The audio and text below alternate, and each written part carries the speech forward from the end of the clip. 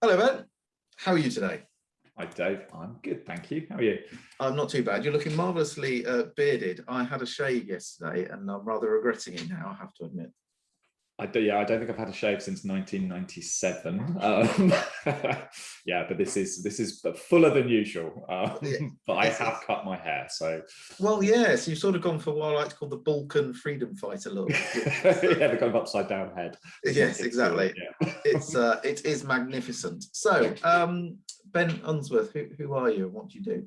Yeah, good question. At an existential level, I don't know, but I can tell you what I do in my job. So I work for Essex County Council, and I am the director of service transformation, and that can mean lots of things. So in my context, in our context, my team is made up of all of the folks you would expect to find in a service design team. So modeled fairly closely to the whole kind of government digital service model. So I've got some folks who do user research, content design, service design, and some folks who do some product management work as well. So product team has got agile delivery folks, a bit of front-end development, some accessibility specialists. Then the other bit of my team, so we've also got a team of business designers. So they look after kind of I guess more of what might have been unfairly badged as organizational needs, those terrible things that we must never think about, but which actually you really do need to think about, the stuff that organization kind of needs to get done. They look at a lot of the kind of business models that sit under some of our services, so how things are kind of put together, and how we make sure they're fit for purpose. That includes some folks who do a lot of continuous improvement work. So if you're into that stuff, the kind of Lean Six Sigma world, kind of efficiency and waste removal, all really good, solid practice. But these folks have built quite a strong community actually in the council. So typically when a big piece of change work has happened, folks will also then leave a lot of skills and experience in the team to be able to basically keep an eye on your own service and kind of understand and be empowered to call out, actually this thing isn't working as well as it might. How do we think about it, change it? What stuff can we get going? And then some organization designers as well.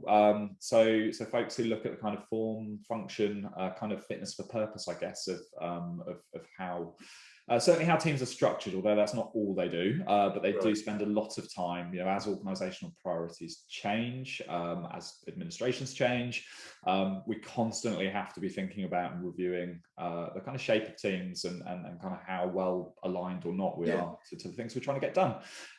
So that's the whole team. So as a bit of a collective, it's a pretty cool bunch to have, really. So quite often you get one little bit of where change happens. I'm lucky I get to work with a bunch of folks who can kind of work their way through a life cycle of a change project, I guess, whether that's right at the kind of new, novel, genesis-y kind of agile end of things, or if it's much more about an established live service that needs a bit of help and support to kind of tweak and change things. So we've got everything in between. I'm sure we'll get to this. That's not the only place change lives in the organisation, but I've got a good solid team of folks who can focus on making things better.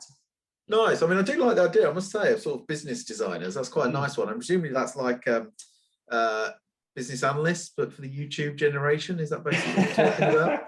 Yeah, they're a super bunch. So there's a real mix of skills and a huge, you got to say, there's a huge overlap with the service design folks. This stuff doesn't sit in isolation, and actually quite often what you need is a multidisciplinary team, as you know, that includes folks with business design and org design skills to join with some of the folks who are maybe on the product and digital side of things.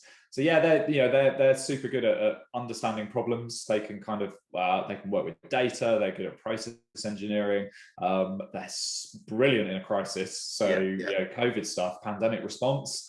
You need a lateral flow testing process and a way for residents to find and collect that stuff. Get your business design team in, they will absolutely nail that in no time at all. So it's good. It's a really good mix of skills, and certainly it's never perfect, and one of the things we're really working on at the moment is trying to understand as a team where those skills sets overlap and how we can best work across those disciplines. Nice. So no techies in the team? Some techies. Oh, okay. but not all the techies. Yeah, No. straight to the difficult questions, Dave. So yeah, so like a lot of organisations, we have digital data technology don't live in the same place. They for lots of reasons. Some sensible, some probably less so. They sometimes sit in different bits. So in my team, we've got some front end developers. And some accessibility specialists as well. And yeah, their front end, they're the new school of front end. They're the cool kids. They can get digital services up and running by themselves, which is great. So we're able to do quite a fair bit of prototyping in the team, which is good. So we've got some folks who can quite quickly pull things together, get stuff out in front of users, and kind of get some very, very quick kind of feedback on that stuff, which is great. And they do a lot of work on kind of looking at some of the front end stuff around essex.gov.uk and some of our other digital services, with a huge focus on accessibility at the moment.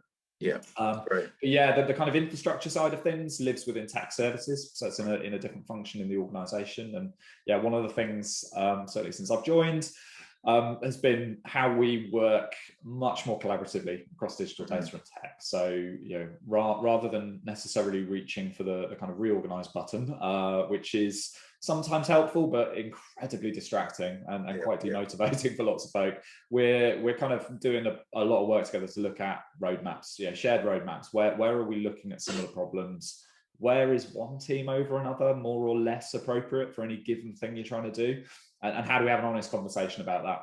Yeah, and figure that stuff up earlier. And what I'm really hoping is we can understand a bit more, where to collaborate and where to get out of each other's way, and to have a good kind of good, solid, consistent kind of message between the two or three parts, so that we're better able to kind of serve the organisation and folks in Essex. Yeah, fab. No, absolutely, you're right. And I think I spoke to Kit last time we did one of these, and she's got all of that stuff within her empire. Yes. Neil and I in Croydon have got most of it within ours, but not all of it necessarily. And but equally, there's an awful lot of other organisations I think that have a similar setup to what you've got there in Essex, and there's no reason why it can't work. I mean, it's just it's just about how people work together, isn't it? And try and get some alignment. It's trade-offs. There's always trade-offs in any model. So certainly, I know when I was listening to you and Kit talk, hugely jealous, of course. But there is something obvious about it. It must be easier to kind of plan this stuff out when everything sits within the same the same service team. But there's something about, and I do genuinely believe this, because I saw it work quite well in some of the government departments, where having some separation of thinking and ideas and approaches also brings benefits. There is and can be friction. It can create sometimes a bit more noise than you need in the system, I guess. But having diversity of leadership, diversity of thoughts, I think is quite helpful. And I think when it works well, you can really kind of find some stuff between the edges that is hugely beneficial. So yeah, it can be better. That's what we're working on. But No, I think you're right. I've become slightly obsessed by this actually recently, and I've become really obsessed a bit about thinking about sort of digital programs and things like that. For the last few years, my view has been you don't really want a digital program. Let's have everything as one thing. Let's try and make it all as BAU as possible, and all that kind of stuff. And of course, there's a couple of reasons why that starts to fall down. One is around funding, which is that if it's capital funded, you need a business case, which kind of it means you've got a program. But the other one around clumping all of the IT, if you like, and the digital stuff together, which I've been a proponent of for a little while, but actually it's starting to drive Neil and I a little bit bonkers now. Is that there's so much of the IT stuff that it kind of, and this is going to sound quite negative, I don't mean it to, but it sucks the life out of, or it sucks all the oxygen out of the conversation, because it's so dominated by it. So you want to talk to the senior leadership team about I don't know, some cool stuff you've just built on the website, and they're a bit like, well, yeah, that would be interesting, but while you're here, could you also talk to us about the VPN issues and all of that kind of stuff that's been going on? It's like, well, I don't want to talk to you about that. But unfortunately, because I'm the same person that talks about both of these things, you know, it's too easy for that stuff to get sort of mushed up together, isn't it? So I'm starting to think. I'm starting to think that having a separate stream of work can be helpful. And a space to talk about purely the digital bits, you know, or the new stuff. I think you just have to be honest about the relative trade-offs that you're making in any given model, I guess, because I absolutely, I do not envy the challenge my colleagues in tech services have. It's, you know, running a tech estate of that size, you know, Essex got kind of 8,000 employees, you know, massive geography.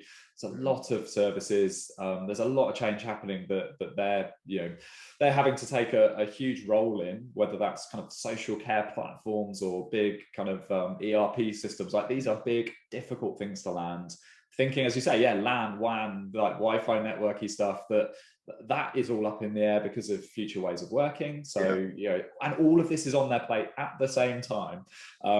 And yeah, it's an incredibly difficult task, and to create space within that to then be able to experiment and explore things is, I think, incredibly difficult. So yeah, I think where my team can definitely do some of that exploratory work, but the critical bit is we have to be really careful to align to our tech services roadmap and principles and approach, because what you can't have is some, I think something that looks a bit like an innovation unit or something of that nature that just goes off and does whatever it likes.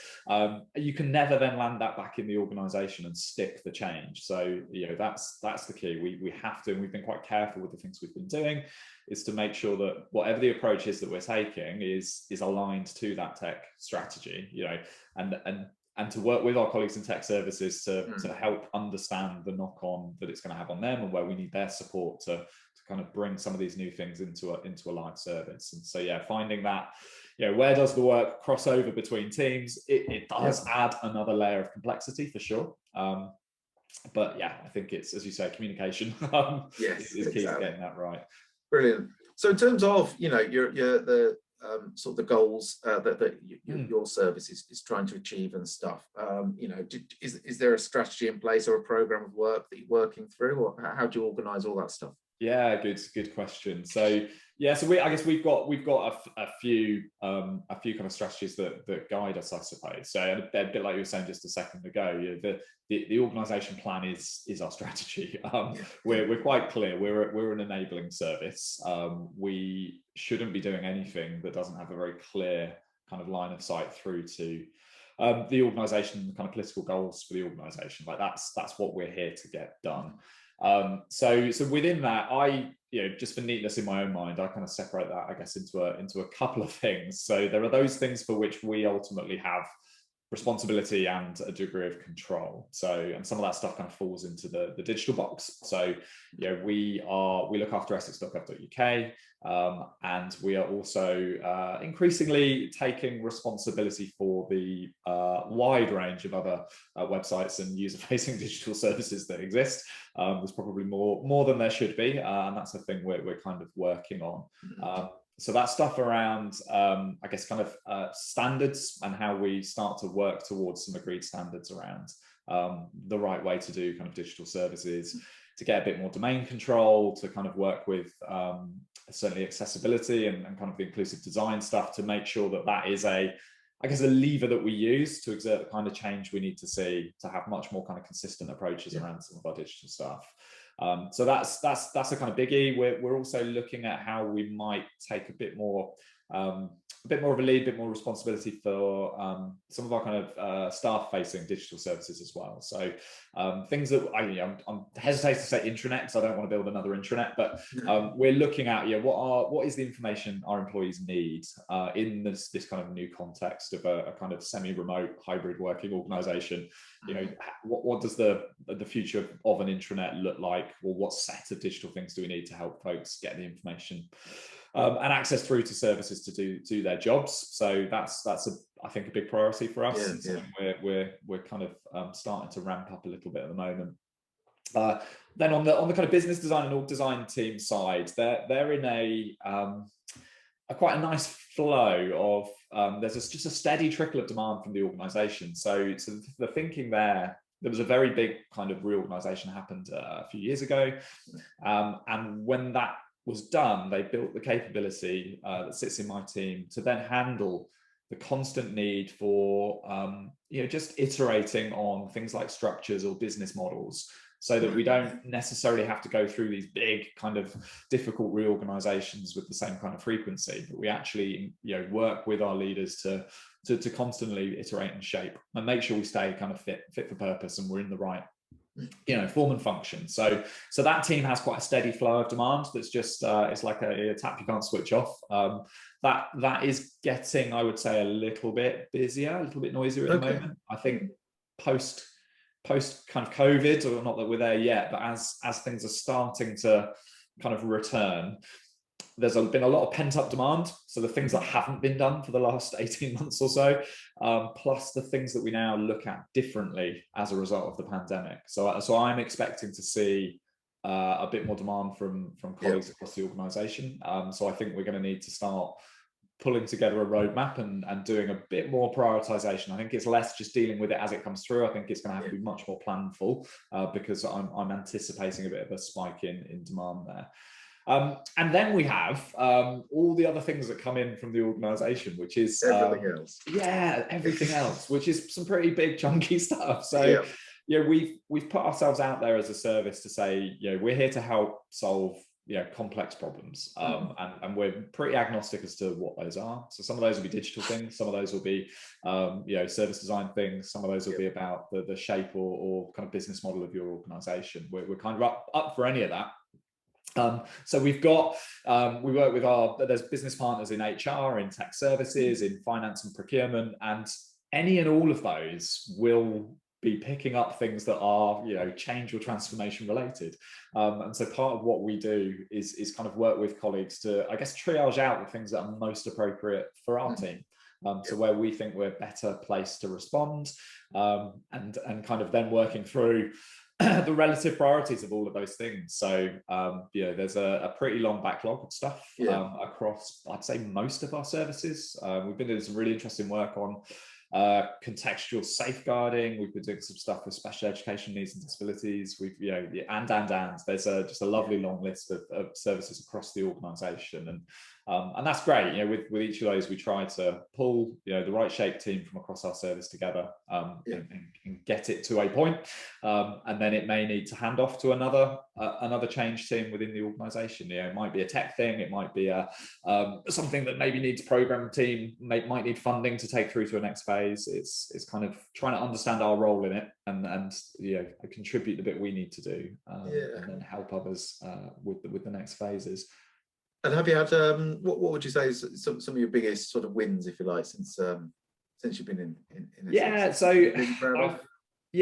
mean the team have had some I'd say some super wins. They've existed for longer than I've been here, so I can't claim too much kudos. I've only came in September.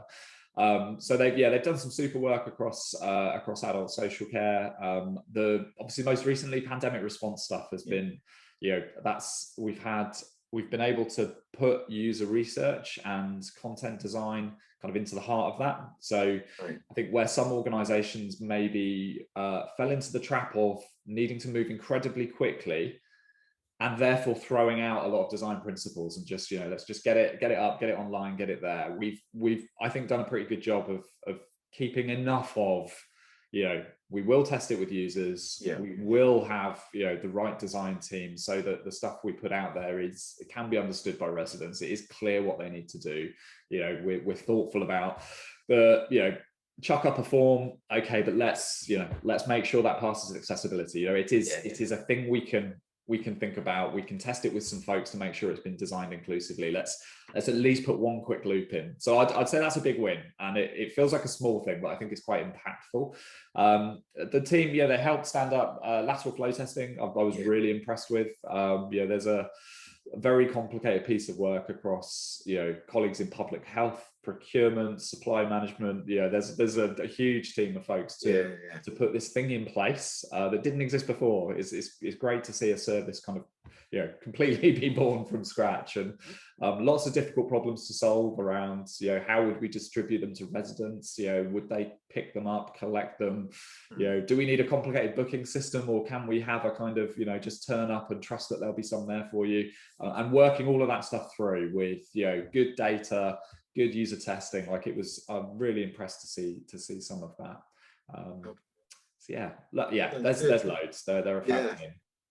Sounds good. Sounds really good. So within Essex then, is there sort of a single sort of transformation type program, or how does all of that stuff work? Yeah, have you been sitting on our corporate leadership team, Dave? So this is a request that we have at the moment. So okay. Coming out the kind of pandemic response, and as some of the emergency management stuff is starting to be kind of transitioned into the kind of day-to-day, where there's an ask on for me, colleagues in tech services, and our kind of transformation delivery support. So that's effectively PMO type office, right?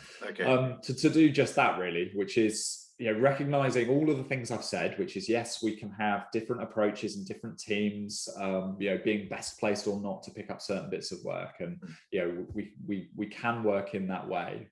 But we do still need to have a degree of clarity about what things we're doing and why, and to draw that link between the organisation plan and certainly then, it's a new administration, so it wasn't a change in political control. We've got quite a few different cabinet members. We've got a different leader, and they come with a different perspective and a different set of things that they want to focus on. So we have to now align that change activity, to what the organisation is pointing at. So this afternoon, in fact, is one of the first kind of sessions where those of us who kind of look after teams that work on this kind of stuff are going to start getting together, sharing roadmaps, and starting to pick through, okay, what's looking like the top set of things we need to work on, and how do we make sure that we're better aligned, because we each rely on each other. And as you can imagine, if something gets 3/4 of the way through, and then some bright spark says, hang on a minute, have you spoken to any users? Like, we need to avoid that kind of stuff. We need to get my team involved at the right point. My team need to work with tech at the right point. And if we need support from colleagues in the kind of program and projects team, again, that stuff needs to be thought through quite carefully. So we're bringing a bit more, I'd say, a bit more structure to it, and getting a bit more of an alignment across these things, and not least because it's precious resources, right? It's a limited amount of money, it's a limited a number of people, and there's only so much we can do. And I think the tendency to spread that really thin across the organisation, it's almost irresistible to, it feels sensible, like, okay, let's let everybody have a little bit of this, but actually we know that isn't the best way to do this kind of work. We really do need to focus on fewer things, and move them much faster and much further down the road. And the discipline it takes to do that is incredible, because it means somebody somewhere isn't getting the thing they want, and that is an incredibly hard conversation to have. It's difficult in organizations that are structured in a way where actually functional incentives are probably stronger than corporate ones, I would say. So that's a bridge we will need to cross. Exactly. And I think the issue with those conversations, isn't it, is not just saying no, and the fact that that's an awkward and difficult conversation to have, but it's also then persuading the person you're saying no to not to do it anyway. Yes, or to find another team who might do it for. Yes, that is that is a risk of having different bits of the organisation focused on stuff that broadly looks like change, for sure. Is you do see a bit of, okay, the service design team said they can't pick that one up. I'll pop in a change request to colleagues in tech. And it's we need to get better at that, for sure. Fair enough. And so what? Just finish up on this bit. What Essex or corporately, what are the drivers there for change? Is it saving money predominantly, or is it do you not have quite so much of those pressures, so it's more about those pressures are there for sure. That's right. That's never going to go away. I think anyone working in the public sector, particularly in local government, we feel it much more sharply than I think other bits of the public sector. So there is always a budget challenge, and it's a really hard one, because we're not just looking at removing cost from the organization, we also have to be thinking about how do we make sure we're kind of investing and changing in a way that sets us up for a pretty uncertain future. And that's a hard trade-off. And again, jobs I wouldn't want to do, being the Section 151 officer in an organization like ours, incredibly difficult job. Like how you balance off the need to make positive investment so that we're able to respond properly in the future, but also be accountable for balancing those budgets, and that is a conversation we're all involved in all of the time. It's a lens we always have to look through. So that's certainly there. We've got there's still I'd say really progressive kind of agenda. So economic recovery, obviously really big and important thing. So how we recover well, how we support folks in Essex in kind of skills, employment, how we get businesses really kind of motoring, and supporting them to make the changes they need to make, as the kind of world's changed a bit there. And inclusion, I'm really heartened to see that that's right up there in terms of the kind of political priorities. So and taking a really broad kind of view of what inclusion means. So part of that is about the kind of what the government described as the levelling up agenda. So what does that look like in Essex, and how do we support that?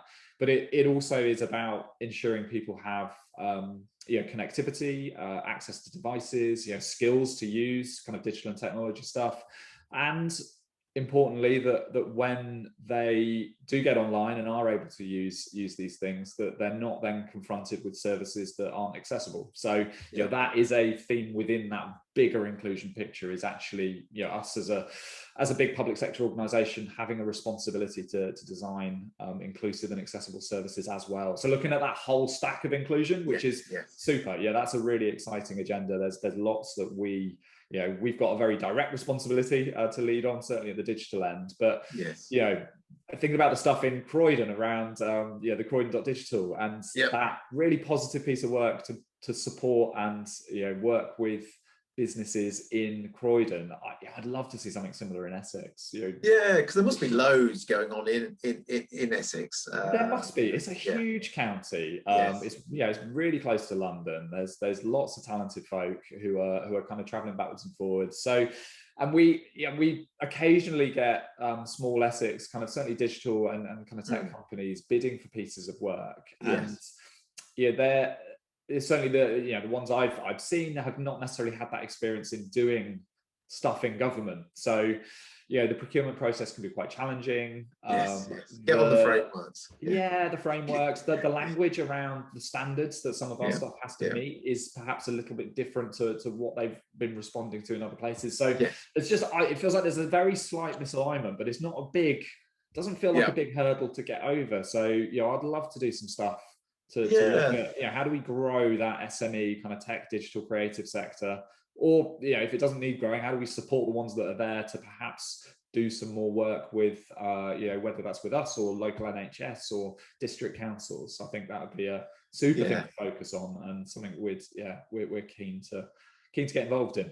I mean, it was certainly, it has been great fun doing that in Croydon, and especially pre-COVID times when we could actually organise some of the face-to-face get-togethers and stuff was always great. One of the things I know from our side of things was that you do need to put a bit of effort into moving the conversation on from sort of SMEs and things, local companies trying to sell things directly to the council. And it's like, we don't really have any money, and we might not necessarily have any need of the thing that you've got. It might be very good, but we don't want it, we don't need it. So it's trying to shift the conversation in terms of, well, maybe there's a broader thing that we can do, which is to help you sell to the rest of all the other councils, which just the public sector as a buyer is enormous in the UK. No, absolutely. And helping them see that whole market and how they respond. Absolutely. I think that'd be fab. And if all of us were doing that, the quality of response when we did need to work with folks would rocket up, and get a bit more life into that SME market again would be fantastic. Yeah, absolutely right. And that's an interesting thing, because of course you've had some experience of working for sort of suppliers to local government as well as within local government itself, and as have I. And oftentimes I think for myself, one of my frustrations is that for a lot of this idea that we which is very sort of popular and common. People talk about the issue around the legacy suppliers of technology into local government. We need to get more startups involved and that kind of thing. The trouble is, often, is that the things that startups can make, by their nature, are often quite small and quite focused, aren't they, in a particular area? And that can sometimes make it really hard to think, there's this lovely, brilliant way of doing a certain bit of planning, and that would be great, but there's absolutely no way that, I can't even think how we might buy it or implement it, given that there's everything else as well that needs to be going on. It's true. It is incredibly difficult, and certainly, So I used to work for Future Gov, and I'm fairly well known across the kind of local government sector. And the stuff we worked on was a lot like that. We had a bunch of quite digital led. Certainly a lot of things I was working on were quite product focused and in quite a specific domain. And I'm really torn, genuinely really torn. I can argue with myself about this one. So I think about some of the stuff we did with colleagues in Hackney. So fantastic kind of employment support service that was one of the projects I worked on with them, called Hackney Works, which was it started out as how do we help people find jobs locally type approach. How do we connect young people in Hackney to good Hackney opportunities, particularly in the kind of tech and digital sector, which was predominantly folks from outside Hackney coming into Hackney to do their jobs and then going home again.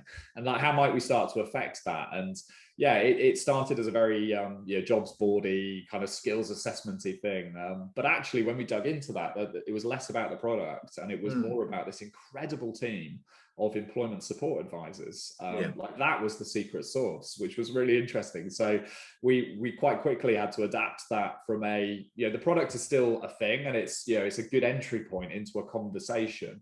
But the important bit was that relationship with this employment support advisors who were just doing magic work. And so it was an augmented in-person service, which was quite nice. So in that case, I think it was good and it was appropriate. It was quite a narrow service, but the digital bit wasn't huge. I think having it relatively lightweight, easy to build and support wasn't a problem.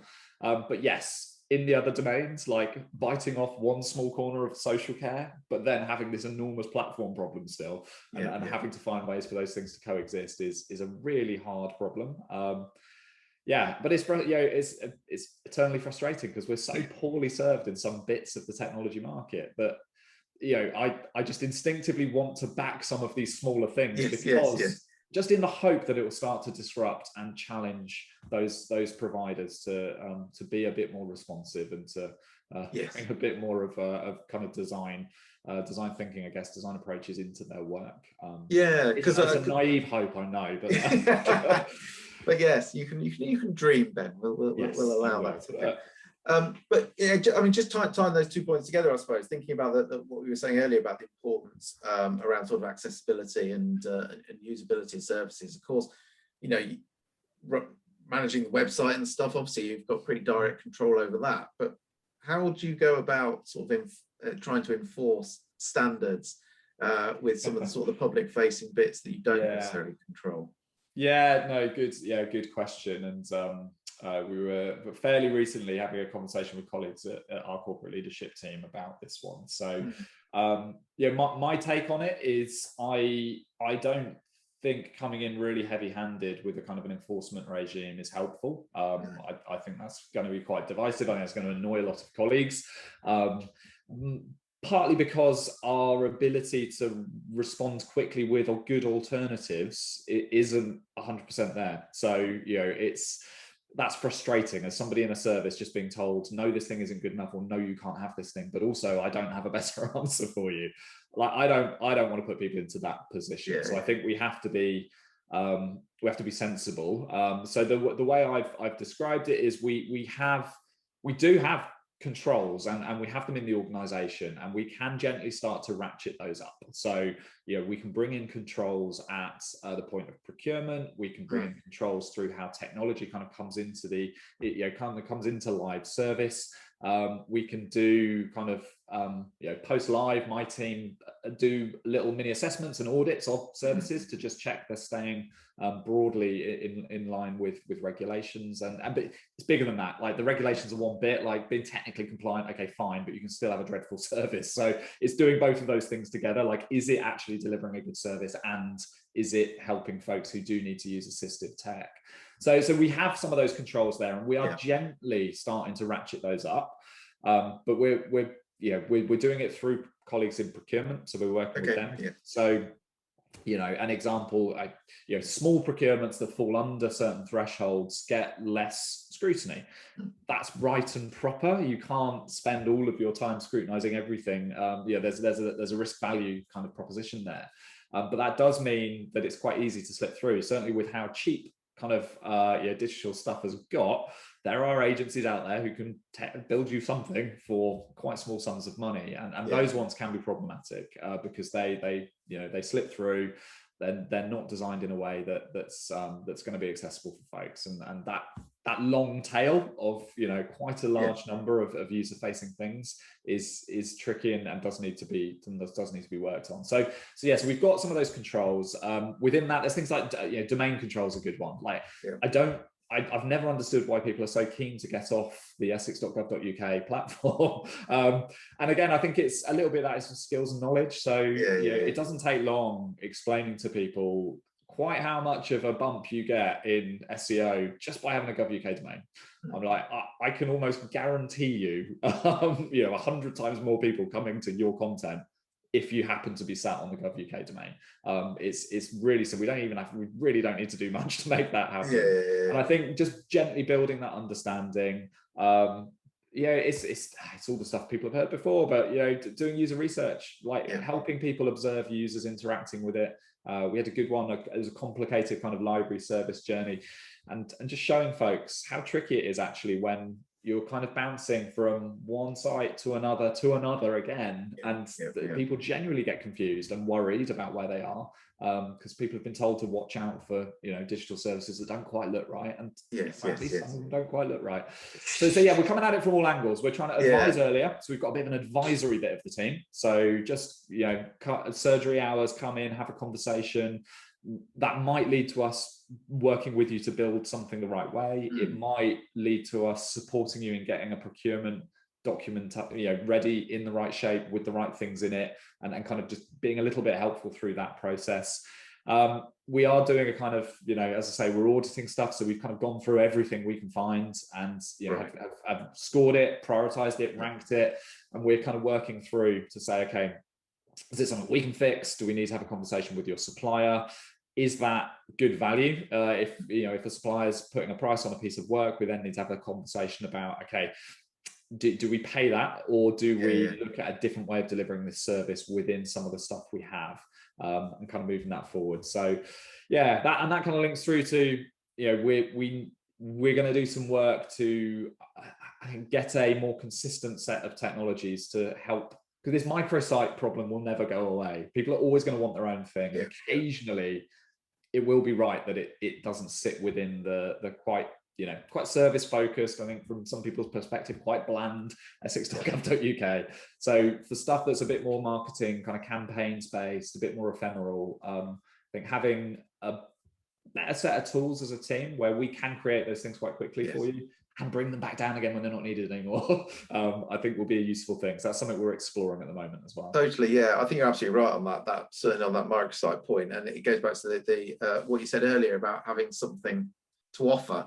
The big change for us in Croydon, actually, that we're just about to start on our sort of bonfire of the microsites, and that's simply because the local Gov Drupal platform's now in a place where it can do that. It can absorb and do sort of campaign style mini pages and stuff that look sufficiently different that they can offer that functionality and look and feel that people want, but at the same time have all the advantages of being on the corporate system.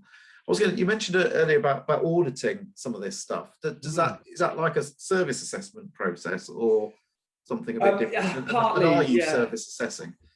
No.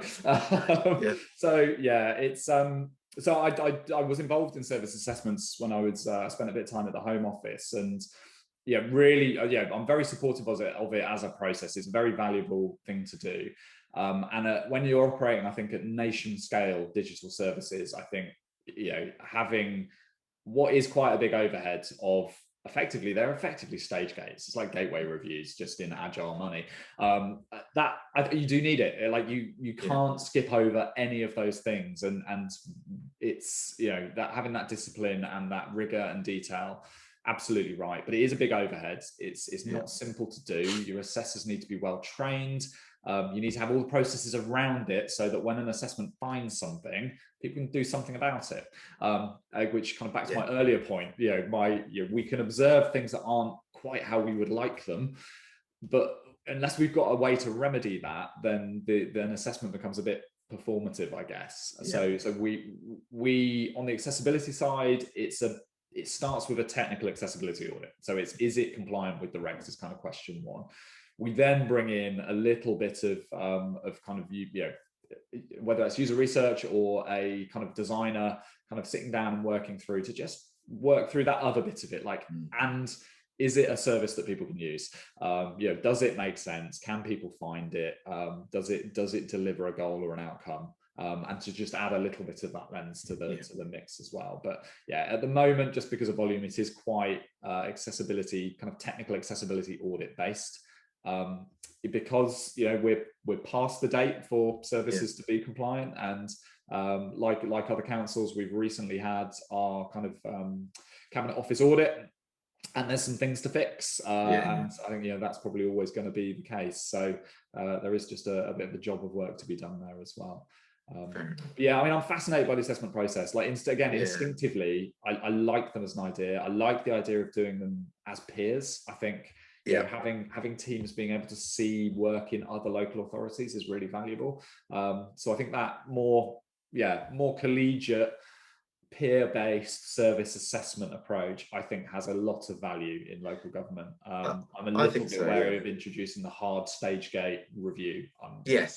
Agreed. I think a little bit more chilled out, probably. As always in local government, you just have to compromise, don't you? And we've done a few in Croydon, nowhere near as many as we probably could have done. But where we have done them, it tends to be done after the service has already gone live. We just get everybody who was involved in a room, and we go through the questions. And we do have a panel that asks the questions, and invariably, what comes out of that is a bit of a roadmap, if you like, of things that could be looked at again. But usually it's stuff like, you could almost write them beforehand, which is, you probably should have done a bit more user research, or you probably should have done all these kind of things. But I think you're right. I think it's a useful process to go through after something's gone live, just to do that, and to be able to get people from other organizations involved, like you say, is really helpful. I think some of the ones that we did in Croydon, we managed to get not other local councils, but some of the other public sector folk from within Croydon. So I think we had somebody from the health service and somebody from the Home Office who came in and got involved with those. So that was great. That was great. So just to finish up, we've mentioned a couple of times, I think, remote working and all of that kind of stuff, and some of the challenges around that. So for you, first off, for you personally, starting a new job, fairly senior new job, taking charge of a new team, how on earth did that work when you've presumably never met any of these people? No, I haven't. And yes, it's hard. Well, that's a small lie. I have met some of the folks in Essex. So our paths crossed while I was at FutureGov, probably about 4 or 5 years ago, very briefly. I supported a little bit of work there, but so I knew some of the faces. I'd obviously seen a lot of the work. They've been super diligent about kind of working in the open and kind of talking about the stuff they do, which is fab. So I've been able to kind of observe from afar. But starting in September, we had a brief window where kind of travel and social distanced kind of working was allowed again, kind of between the waves. So I did take the opportunity to kind of pop down and meet with the rest of with my exec director and the rest of the leadership team, just to get a bit of like like you say, just meet people as humans, Yeah. which was important. I think that was quite valuable thing to do, not least just so I know how tall everyone is. That's something that's like really off-putting. So, but yeah, it has been hard. I mean, I have some experience of working remote. I worked for a company that was headquartered in Seattle, so 10 years ago we were doing all of this stuff. Like, this isn't new. Remote companies have existed for a while and have got by and managed.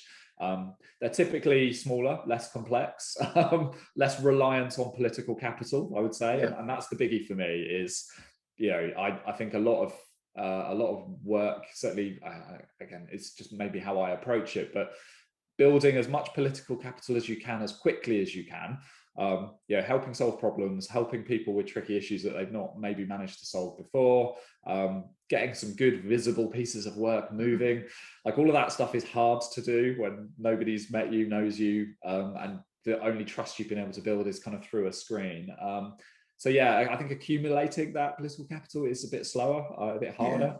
And then obviously your ability to then spend that and to ask forgiveness and say sorry and do all of those things that it's part of the job title. Is if there's something inherent, I guess, in if you are in a kind of digital or service design or transformation type role, there is an expectation that you will try to introduce new approaches, new ways of thinking. And that is risky. At a very personal level, you can feel quite exposed sometimes because you have not built those relationships, and you usually have pretty good radar for, I know how hard I can push this, or I broadly know what response I'm going to get. Like, I can feel, okay, you're going to be upset for a couple of weeks, but we'll get over that hump and we'll be good. I'm finding that much harder. So knowing where to step back or where to step forwards is just trickier to gauge. So you work through it. It's fine. So what do you think the plans are going to be for sort of Essex moving forward? I mean, things are never going to go back to exactly how they were, are they? No, it's we're kind of deep in this at the moment. So actually, one of those pieces of work that I'm super proud of that the team did was they introduced. So we had kind of user research and service design involved super early in understanding people's kind of lived experience of remote work during the pandemic. So loads of great diary studies, working with colleagues in research and insight who did some kind of quant research as well. So we've been fairly regularly kind of just understanding how it's been for people and then starting to build some kind of narrative around that. It is clear people's expectations around the future of work have shifted, and I don't think you can put that genie back in the bottle, frankly.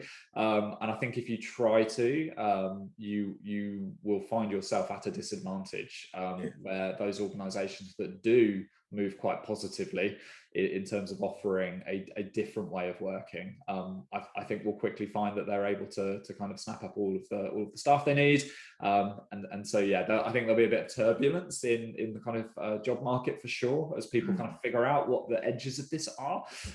People like me, I live in Buckinghamshire. That's a good 100 miles away from Chelmsford. I'm assuming I'm going to be going into an office maybe a couple of days a month. I don't think it needs to be more than that. Obviously, if stuff pops up, you head on down there. But the team are perfectly capable of working, in a remote and distributed way. But that's I'm also recognise we're a very particular type of service. So kind of knowledge workers, they need a chair, a desk, a laptop, and Wi-Fi, right? That is not the same for our colleagues in social care. It just absolutely isn't. Social work happens in the home. That's where people go to observe and work with families. And even after that, the nature of some of the work that happens in things like social care their practice is modeled around kind of in-person conversation with colleagues as well, and having the ability to process and work through potentially a difficult visit or a difficult conversation with a family. We know it's not quite the same online, and as lovely as this is through a screen, this would have a different feel if we were in a room together. Of course. And the same is true, I think, for some of those things in social care. So certainly their practice, they've been able to hold on to that. So within the rules, they have been able to have a lot of in-person working. So they have some of their work has shifted to remote, but it's a lot less, a lot less, yeah. you know, and that I don't think will change. And I think that is appropriate. The bit between the edges there, though, is, okay, so what about those support services that work really closely with social care? So where do they sit on this model? Should they be, broadly speaking, working in the same rhythm and pattern as frontline social workers? Or should they be more in the kind of knowledge worker pattern of being much more remote, distributed, hybrid? And that is a really hard question. I don't know there's a perfect answer to it. It's causing, you know, a fair bit of angst. Oh, really? Yeah. I think rightly so. I think it is just a really hard question to answer. And at the moment, it's a lot of assumption, and nobody really knows. I think we're going to have to test it and try a few things and just be open to kind of sense and respond, and you know, just be ready to see our assumptions maybe not stand up and have to kind of change direction. And that, I think that is all we can do with some of this stuff. Well, that's just it, isn't it? Yeah. Colleagues in property services and things like that. Who need to know, like configuration of building, LAN and Wi-Fi, that stuff, you know, that I don't envy our tech colleagues doing. How on earth do you plan the network requirements for a physical estate if you don't know how many people are going to be using it? You know, this stuff is difficult and we'll need to work through. Yeah, you're absolutely right, and that is the issue, isn't it? Because, you know, in many ways, the obvious answer is to say, well, let's not make any hard and fast decisions right now.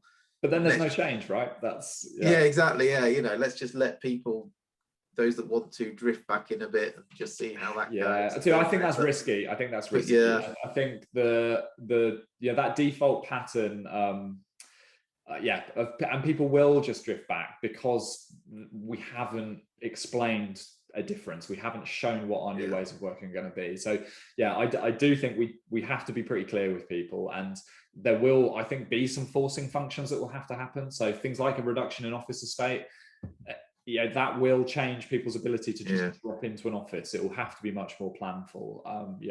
My take is that's probably right. I think that's one of the only ways you can actually force this change.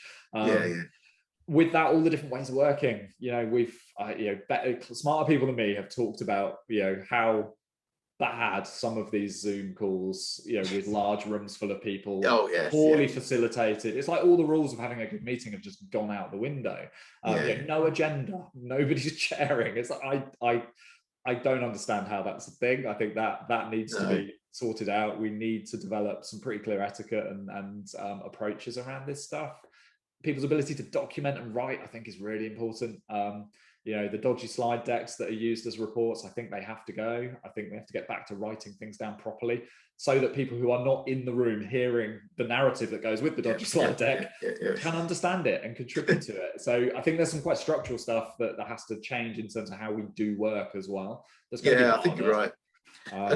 Exactly, and having being someone who has some of that responsibility for the technology as well, the hybrid meeting thing, where you've got some people in the room and some not, just fills me with dread. And I think every time, we are looking at replacing some of the tech in the meeting rooms. But my advice to everyone, whenever they ask, is either have everyone in the room or everyone remote. Just that, where you can do it that way. Totally agree. And our tech colleagues have been running some experiments with some of the stuff that's out there. And as always, the technology does move on quite quickly. And certainly the really appalling WebExy stuff I saw at big suppliers' special hybrid meeting room 5-10 years ago, it's better than that now.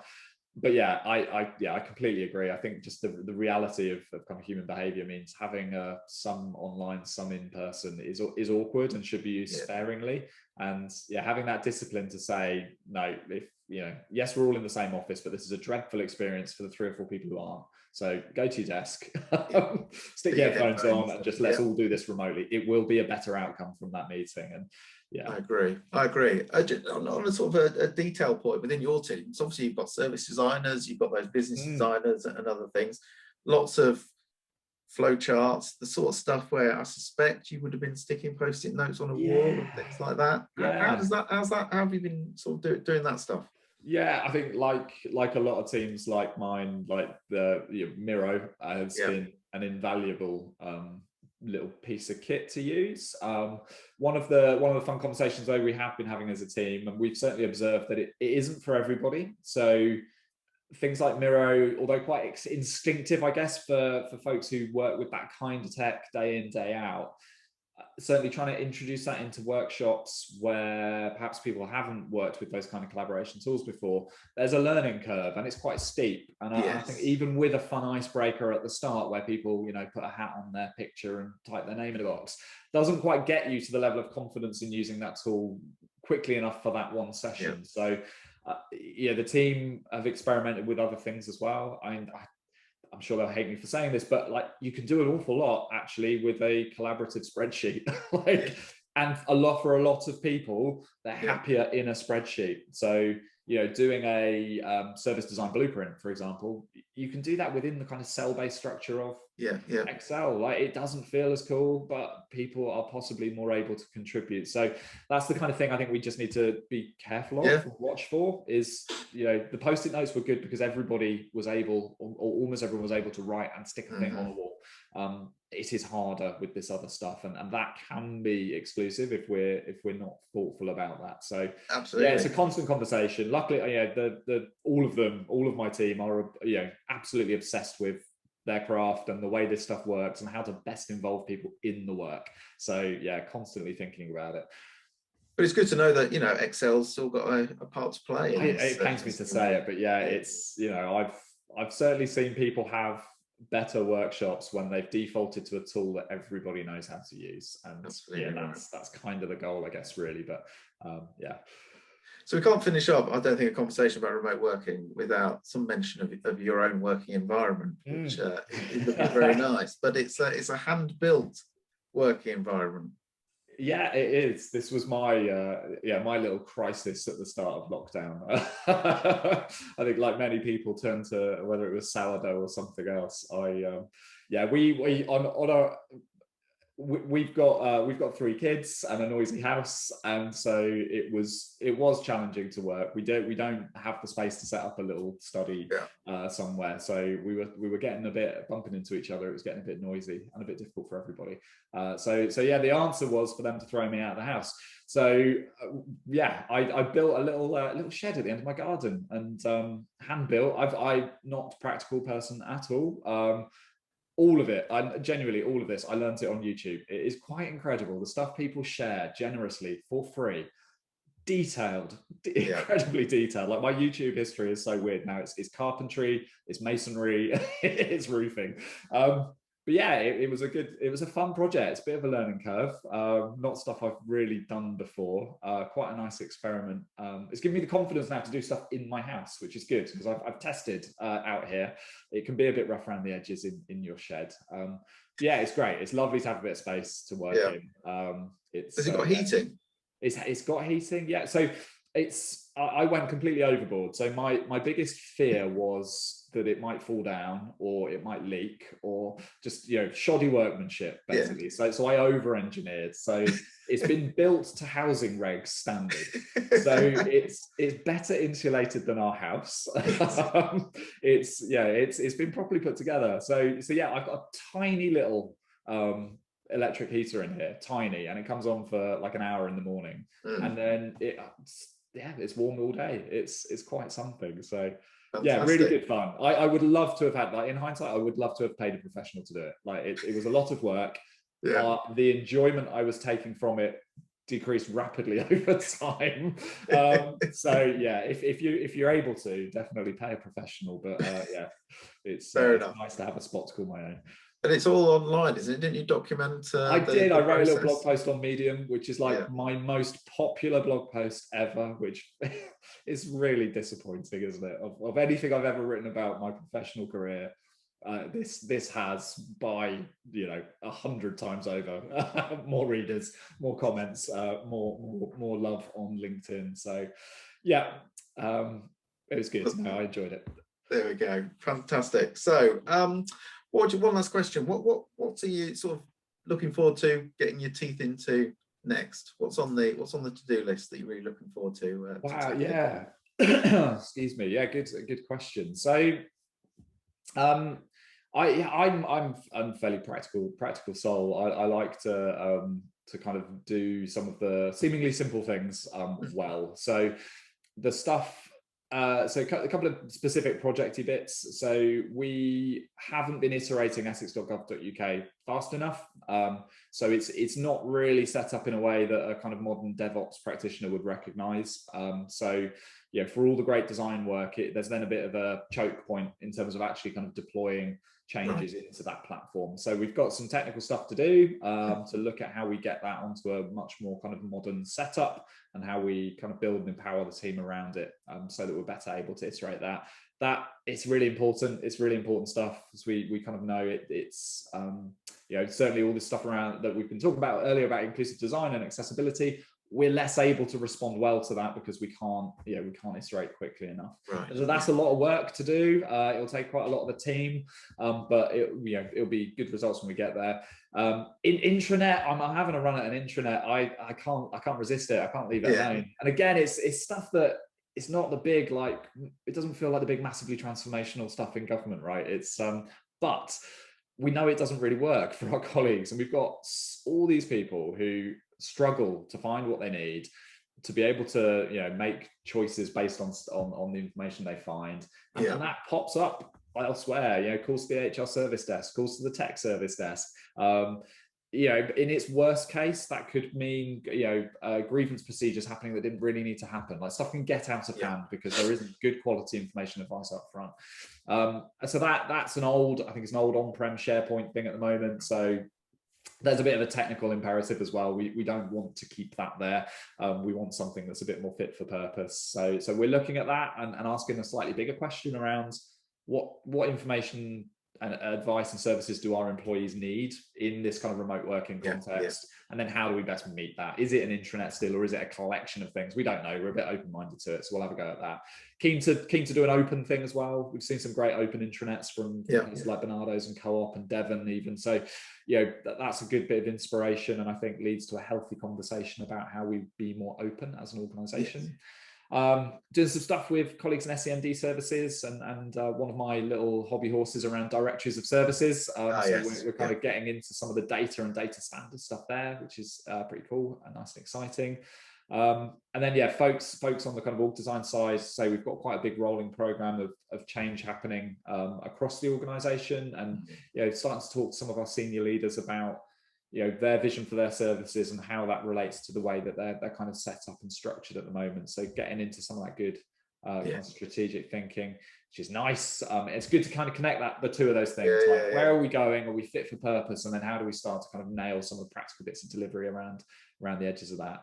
And then the last thing, I guess, as a team, we you know, I'm still relatively new. We've got a bunch of fairly new hires. We've done a great job of recruiting some folks who are quite early career. So, you know, that's purposeful. That's to help people kind of grow into these professions in local gov, which is great. With that comes a lot of learning as a team. So we're kind of exploring, how do we work better as truly multidisciplinary teams. I think there's been a bit of siloing of the work through lockdown. I think you're starting to see patterns where it feels a bit like we do the user research, we hand it over to the content designers. It's not quite flowing all of the time the way it probably should. So just making sure we stay on top of how we work.